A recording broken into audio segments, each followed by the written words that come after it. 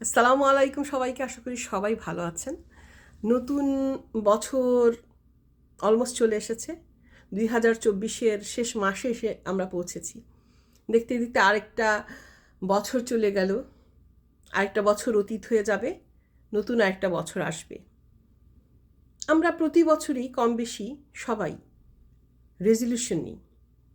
রেজলিউশনগুলো এরকম হয় যে এবছর টাইম ম্যানেজমেন্টটা ভালো করে করব, এবছর মানি ম্যানেজমেন্ট ভালো করব, টাকা জমিয়ে কিছু বাড়ি কিনবো, গাড়ি কিনবো, বা এবছর আমি ওয়েট লুজ করব, এবছর সময়টাকে কাজে লাগাবো। নানা ধরনের আমাদের প্ল্যান থাকে। এই প্ল্যানগুলো আমাদের সব এক্সিকিউট করা হয় না, বা আমরা করতে পারি না। কেন পারি না?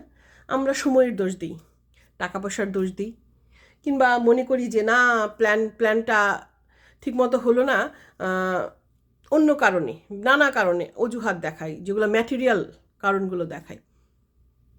তার কারণ কেন জানেন? আপনি এই রেজলিউশনগুলো ফুলফিল করতে পারেন না। আপনি নিজে সবচেয়ে আগে নিজেকে সংশোধন করতে হবে। আজকে যদি আমি ঘড়িতে অ্যালার্ম 6টার সময় দিয়ে দিই, আমি 6টার সময় উঠবো, এটার ইচ্ছা কিন্তু আমার কাছে যে অ্যালার্মটা বাজলেই আমি উঠে যাব। আমরা অনেকে কী করি, অ্যালার্মটা বাজলো, অ্যালার্মটাকে বন্ধ করে দিয়ে আবার শুয়ে পড়ি, আচ্ছা আবার 5 মিনিট পরে ঘুম থেকে উঠবো, উঠে দেখি 7টা বেজে গেছে। হয় না? অনেকের ক্ষেত্রেই হয়। সময়ের ক্ষেত্রেও তাই, যে এই জিনিসটা আজকে করব, কালকে করব, এটা আপনার উপর, যে না আজকে আমি এটা শেষ করব। কিন্তু আমরা বলি ও আমাদের সময় না, আমি অনেক বিজি।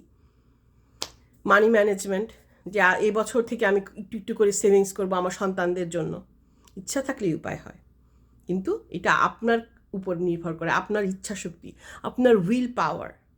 তাই সময়কে, সিচুয়েশনকে, মানে অবস্থাকে, যে কোনো কিছুকেই দোষ দিবেন না। এই সব কিছুই কিন্তু আপনার যে রেজলিউশনটা আপনি আসলে ফুলফিল করতে চান কি চান না, ভেবে দেখবেন। ভালো থাকবেন। আল্লাহ হাফেজ। মনে রাখবেন, ইটস অল অ্যাবাউট ইউ।